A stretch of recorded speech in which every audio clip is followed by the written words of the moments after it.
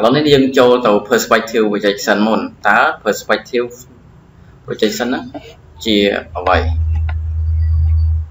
ឥឡូវយើងមើលរូបភាពមកដឹងថា perspective ហ្នឹងជារូបភាពបែបម៉េចណា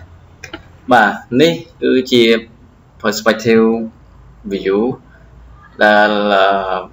វាមានចំណុចរួមពីរហៅថា two point perspective view ហើយមួយនេះគឺជា one point perspective view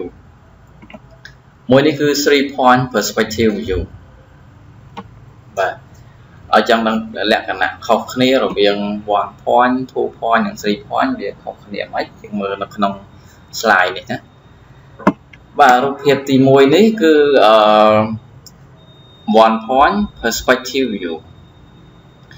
ចំណុច VP នេះគឺឲ្យឈ្មោះថា vanishing point គឺជា station point ឬក៏ observer បាទដែលយើងបានរៀនមុននឹងបន្តិចហើយ perspective projection គឺយើងមាន observer ឬក៏ចំណុចដែលគូសចំណោលហ្នឹងចេញតែពីមួយចំណុចទេចំណុចរួមជំនឿថារូបភាពនេះកាន់តែគៀកជាមួយនឹង picture plane កាន់តែធំកាន់តែឆ្ងាយកាន់តែតូចអញ្ចឹង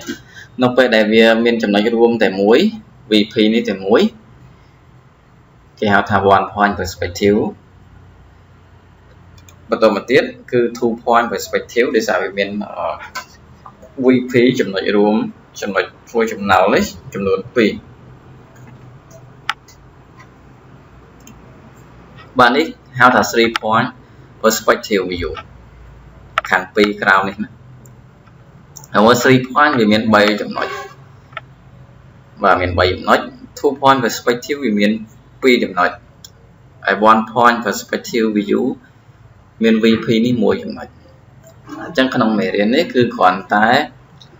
ឲ្យយើងយល់ពីប្រភេទចំណោលសិនទេចំណុចក្នុងការធ្វើ projection ក្នុងការគូ perspective projection ហ្នឹងនឹងរៀននៅមេរៀនចុងក្រោយព្រោះវាមានការគូរៀងលក្ខណៈស្មុគស្មាញនិងញ៉ៃជាងការគូនៅក្នុង 2D អញ្ចឹងយើងរៀងស៊ាំជាមួយនឹងការគូសិនទៅបរិញ្ញាហ្នឹងនេះឃើញតែស្គាល់ពីប្រភេទចំណោលសិនក៏បានដែរបាទនេះបន្តមកទៀតយើងមើលកៅអីនេះគេហៅថា first point perspective បើសិនជាមានចំណុចចំណោលចេញពី2ចំណុចយើងឲ្យឈ្មោះវាថា two point perspective អានេះក៏ two point perspective ដែរចំណែកឯរូបនេះគឺthree point perspective view បាទចំពោះ perspective projection នេះគឺភាគច្រើនគេប្រើសម្រាប់គូអគារ